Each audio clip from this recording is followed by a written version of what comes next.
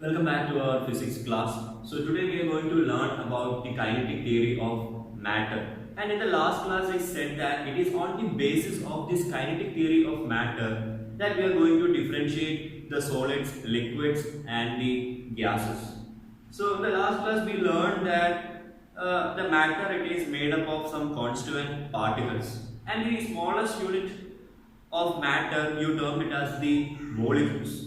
So today the kinetic theory which we are going to use, it also try to explain about the motion of these constituent particles. So the word kinetic, it stands for movement or the motion of a particular object or a body, and the energy associated with the motion of an object you call it as the kinetic energy. And now your kinetic theory, it here explains about the properties of matter on the basis of the movement or the motion of these constituent particles in matter, or that is the molecules. So again, on the basis of their motion of the constituent particles, there are 5 assumptions taken for this kinetic theory of matter. So imagine that your matter, it is made up of molecules. So when I say molecules, think that these are your molecules. So these molecules, it is said that they are in continuous motion. That means they can move about. So all these molecules, they are in continuous motion. And as I said, if these molecules, they are in motion, they will possess some amount of energy. And the energy possessed by a moving body, we call it as the kinetic energy. So the first point of your, or the first assumption of your kinetic theory is that the molecules of matter, they are in continuous motion, and since they are in motion, they possess kinetic energy. And now again the second assumption is that with the increase in temperature, so if there is an increase in temperature, that means if some amount of heat energy is supplied, then the kinetic energy of these molecules increases. So if you heat water, so you know that initially your water, it may have a lower temperature. So as you start increasing the heat energy supplied, or as the temperature increases, now the molecules at the bottom part, they gain some amount of energy, and now they start moving. That means they were initially in motion. I will come to that. They were initially in motion, but because of the energy supplied, they will now start moving vigorously. So that is the second point. With the increase in temperature, the kinetic energy, it increases, and with the decrease in temperature, the kinetic energy, it gets decreased. And the third assumption, it's about the force of attraction. So it is said that there is a force of attraction between these molecules. So between these two molecules, between these two, again if there is a molecule here, there is a force of attraction between them. So all these forces, you call it as the force of attraction or the intermolecular force of attraction. And again, depending upon the type of molecules, you can now classify your intermolecular force into 2. So the force of cohesion and the force of adhesion. So when I say force of cohesion, so if I ask you what is a molecule present in water, so it is the water molecules which is present. So if there is a force of attraction between these water molecules, so no other particles is present there, so only water is present, and if there is a force of attraction between these water molecules, then that particular force I will call it as the cohesive force.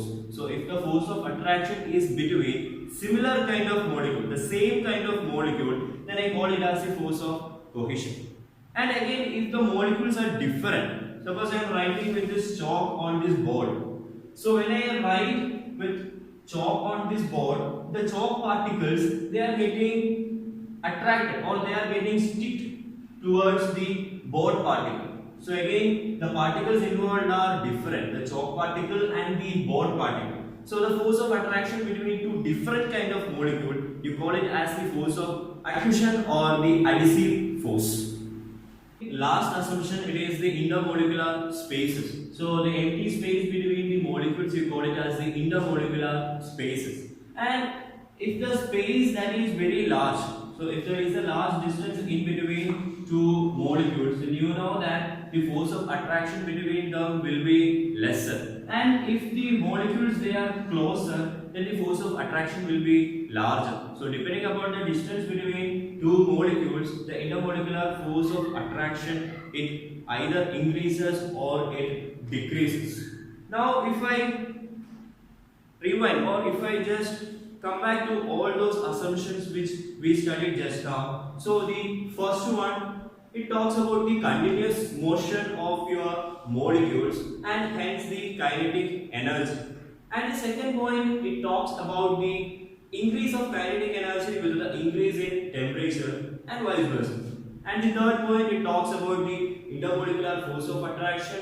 And the next one, it's all about the intermolecular spaces. So keep in mind, the force of attraction again, it can be either cohesive or it can be adhesive. So when I say the force of adhesion and the force of cohesion, it just means that in cohesion you are considering two same kind of molecule, whereas in the case of your adhesion you are considering two different molecules. So that is all about your kinetic theory of matter. And now we are going to differentiate the matter on the basis of this kinetic theory into solids, liquids and gases. So now let's take the first state of matter, that is the solid. So a solid, it has a fixed volume and shape. So if you take a rectangular body, I can say that it is going to have a fixed volume. So if I take a rectangular object, you can calculate its volume because none of its parameters they are going to change. So you have a length, you have a breadth and you are having a height. So it is having a fixed volume and a fixed shape. And what about its compressibility? Am I able to compress this object, this solid object? Of course not. So when I say compression, it means that by applying a force or by applying a pressure, if I am able to change its volume, then I can say that it is going to get compressed. But in the case of a solid body, it is not going to happen. So all these things, it can be attributed to the arrangement of the molecules. So if you look at the diagram given, you could see that the molecules, they are closely packed or they are very tightly packed in an orderly manner. So there are, and since they are very tightly packed, there is a strong force of attraction between those particles. And those particles, they can only vibrate and rotate about their fixed position. And again, the motion, you can say that it is very less. So we said about the first assumption as the continuous motion. So it is going to be very less here. And now coming to the second state of matter, that is your liquid. So in the case of a liquid, okay, it has fixed volume, but it does not have a fixed shape. So if you take the water in a cylindrical vessel, okay, it occupies the shape of cylinder. But if you take it in the container which is having a rectangular shape, okay, it will take a rectangular shape. So the liquid, it possesses the shape of the container in which it is going to be taken. And again, the liquid, just like solid, can it be compressed? So the liquid, it cannot be compressed easily, but still you can compress it. So it is not easy to compress. So for example, if I want to say, just take a bottle full of water and just try to compress it. It is not that much easy. You can compress, but you are not able to compress it that much easily. So the liquids, they are not compressible. Okay, not compressible easily.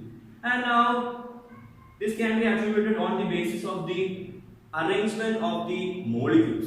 So here in the diagram you can see the particles, they are packed closely together but not in an orderly arrangement, or they are not tight as in the case of a solid. So here the molecules, they possess freedom. I can say in the case of solid there is no freedom, but here the molecules, they can move about with little freedom. And these are held by strong forces but weaker than the forces in a solid.